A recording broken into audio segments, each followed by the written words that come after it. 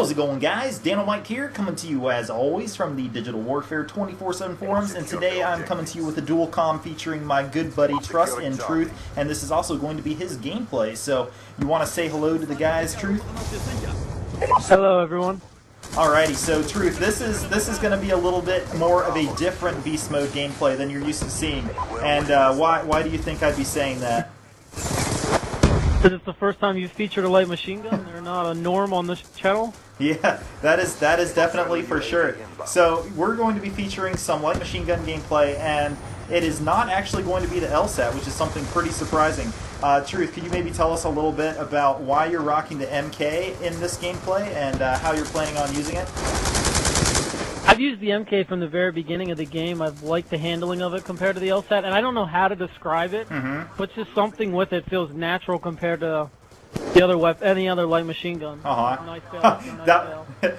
But that was really nice to switch over to your knife. I think that's one thing to mention about using your LMGs, and I really like here how you drop back to reload, because that reload time is going to be really long, so just to give yourself as good a chance as possible.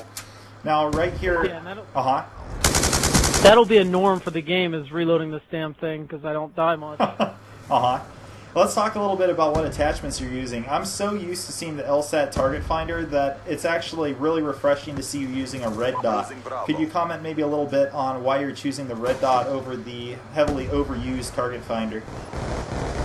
Anytime, I don't like the target finder for most maps. Hardly any map I would use it on, because I don't like how much it limits your close gunfight ability, and I like the red dot over that, just for that reason. Sure, because you lose your peripheral vision with the target finder, so this really allows you to be a lot more flexible, I bet. Yeah. Very good. Now, could you comment? This is a Hellstorm fail. Oh yeah, I remember this. You don't. That's okay. That's okay. As we see, you're still going to put up a pretty good score. So could you comment a little bit on how you play a LMG class a little bit differently than you would, say, a SMG class or an assault rifle class?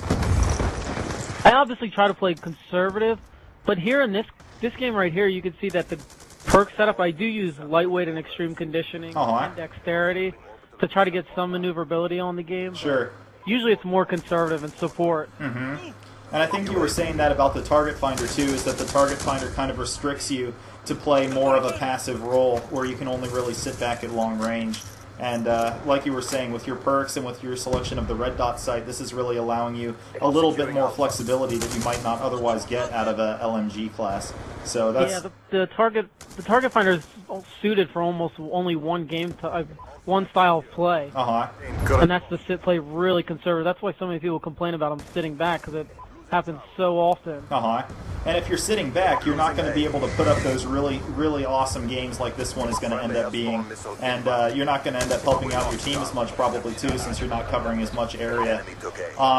So could you talk a little bit about your general play style with LMGs and how you see LMGs sort of fitting into the whole role of being a good teammate? Yeah, what I like about this one is, I think one thing that I do really phenomenal when I play with weapons is I pick up another gun. Like here, you see I use the MP7 to give me some kind of short-range action. I always try to have something that will differ from my primary weapon. Exactly, something that will complement it. Yeah, and I think I did that well here. And then here, the maps are so small. Like, back on this backside, it's just a head glitch from box to box. So I sort of just hover back and forth with the light machine gun. You see me back here often, doing that same kind of setup and maneuver. Another thing that I'm noticing a lot is you only seem to push up and like sort of hover around an area, like you were saying, when you have your flanks secured, when you have teammates that are sort of watching your sides, and I bet that works really well because it's hard to readjust quickly when you're using an LMG that has limited handling and mobility. So I really liked that when I saw your gameplay, how you stay aware of where your teammates are. Like right there, you put your back to your teammates because you see they're over at A side, and that allows you to engage these guys at C really nicely and just pick them off right on the flag. And especially, that comes in handy, especially because I don't use any quick draw or stock. I'm not a big fan of those at all, so I have to be able to sort of read enemy teams rather than rely on being able to turn fast. Yeah, you rely a lot more on predictive play, I think. You just look at the mini-map and you figure out where the enemy is going to be relative to you and your teammates, and that allows you to not have to use those handling assets like stock and like quick draw, like you were saying. Yeah, that's perfectly stated. So what does that free up for you in this class? Not using the stock and quick draw. What are you using instead? I think usually a lot of times I don't use with the light machine gun. I don't use hardline, and I was able to use it that game, and that obviously allowed me. I threw up 5 VSATs this game. So Jeez. that obviously worked for me a little bit. And then I think toughness also helps with light machine guns if you're getting hit first. I was able to use it on this class.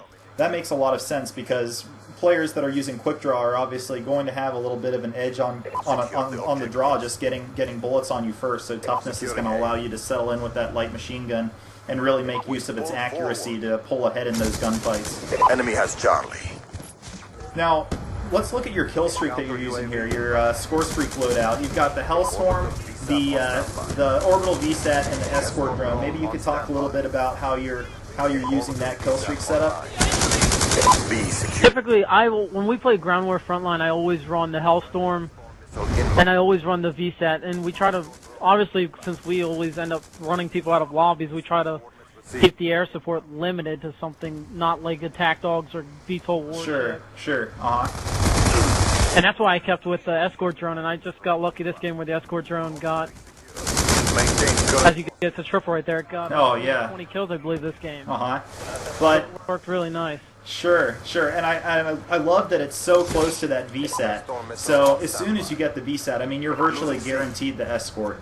It just chains really, really nicely. And here it looks like you got another LMG. You got the QBB. Yeah, this. Oh, look at this! Silence. That's how I use mine as well. These guys just don't stand a chance. You're right in the middle of their spawn, but because of that VSAT you've earned, you're just tearing these guys a new one.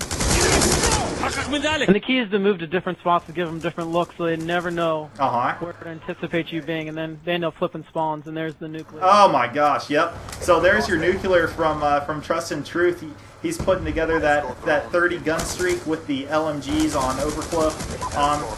But that's not going to be the end of this gun streak, is it? No, I believe I'd finish off with a 38, I think, to end it. So not too bad. Pretty darn impressive.